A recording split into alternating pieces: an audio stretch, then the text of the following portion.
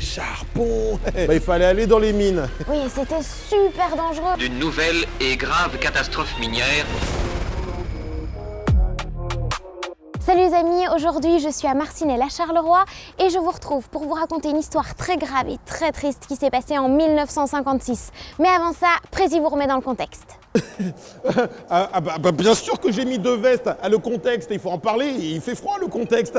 Parce qu'il y a encore quelques années, mes petits poulets, pour se réchauffer, on n'utilisait pas l'électricité ou le gaz. Ah que nenni, non. Pour se chauffer, on utilisait un truc genre énergie fossile, le charbon. Et pour trouver le charbon, il fallait aller dans les mines. Alors double veste, hein. Oui. Oui, c'était super dangereux, les conditions de travail étaient horribles, ils faisaient des horaires interminables, en plus ils étaient super mal payés, et les enfants travaillaient aussi. L'espérance de vie à l'époque, c'était genre 45 ans, c'est super jeune. Moi, je suis pas à l'aise ici. Ce qui était super important pour les mineurs, c'était leur lampe. Bah oui, vous vous doutez bien, ils passaient toute la journée dans le noir. Alors ça leur était très utile une petite lampe. Comment ça se passait?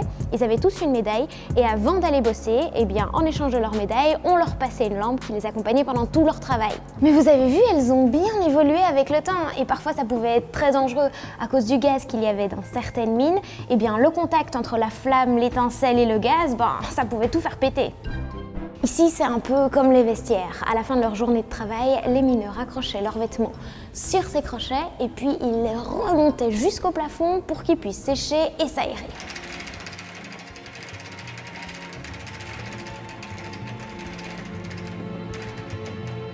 Ah mon petit poulet, t'es choqué? Moi aussi j'étais choqué. C'était quand même très dangereux tout ça. Il faut quand même se dire qu'à l'époque, niveau réglementation sur la sécurité de travail, il n'y avait pas du tout. En 1946, la Belgique et l'Italie se sont entendus autour d'un accord qu'ils ont appelé les accords charbon. Je crois que c'est en rapport au charbon. Ouais. En quoi ça consistait?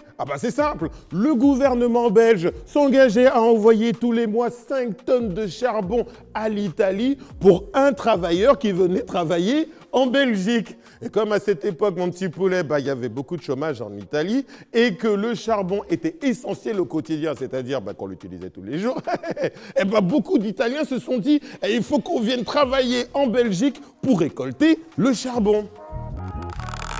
Oui, sauf qu'ils n'ont pas été super bien accueillis par les Belges et leurs conditions de vie étaient minables. Alors il y avait plusieurs mines, il y avait celle de Blény, de Bois-du-Luc, du Grand Ornu, mais ici, à celle du Bois du Casier, ils vivaient dans des anciens baraquements où on hébergeait des prisonniers allemands qui bossaient ici à la mine. Autant dire Prési que les logements étaient pas hyper chaleureux. Des logements, c'est clairement pas le 5 étoiles, on n'a que dans le pays, oulala.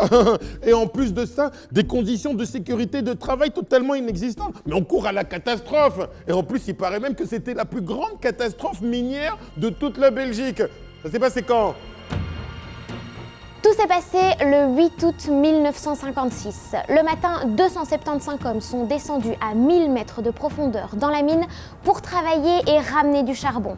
Mais à 8h10 précisément, un drame s'est produit. Il y a eu une mauvaise communication avec les ouvriers qui étaient restés en surface. Et suite à un malentendu, un ouvrier immobilise un chariot qui ne devait pas l'être. Et là, vraiment pas de chance, ce qui était censé bloquer le chariot, l'arrêtoir, est défectueux. Donc le chariot bouge et s'ensuit une série de petits événements qui crée un incendie, une énorme catastrophe parce qu'à cause de l'incendie, il y a une fumée qui asphyxie les ouvriers qui étaient présents dans la mine. C'est une énorme catastrophe parce qu'il y a seulement 13 survivants pour 262 morts. C'est le plus gros accident minier qu'on ait eu en Belgique. Il a fallu 3 semaines pour remonter tous les corps. Il y en a même un qu'on a retrouvé 1 an et demi plus tard.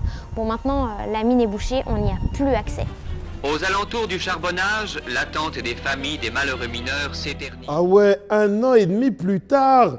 Incroyable. Ouais, incroyable mon petit poulet, mais ça a quand même existé, faut pas l'oublier. C'est un événement qui a créé une forte émotion en Belgique, dans tous les autres pays, mais surtout en Italie, tu te doutes bien. Et du coup, les accords du charbon, après tout ça, finito, on arrête tout ça s'il vous plaît. Autant dire que cette catastrophe a changé à tout jamais la vision qu'on avait du travail des mineurs. Mon petit poulet. Parce qu'après elle, les conditions de sécurité des mineurs étaient beaucoup plus strictes. Oui, d'ailleurs, en 1967, la mine du bois du Casier a fermé. Bon, aujourd'hui, je suis là, mais c'est uniquement parce qu'en 2002, elle a rouvert, seulement comme musée et lieu de mémoire. Parce que c'est important de connaître l'histoire et aussi de se rappeler de ces ouvriers qui ont perdu la vie pour que ça ne se reproduise plus. Et totalement. Et un peu d'histoire ne nous fera pas de mal pour construire un meilleur futur. Oh, c'était beau. Oh, c'est magnifique, mais c'est totalement vrai. Allez, n'oubliez pas de vous abonner à notre chaîne YouTube, c'est super cool aussi, ça nous fera plaisir et ça nous aidera. N'oubliez pas, il y a des prochaines vidéos. Ah, ciao, ciao!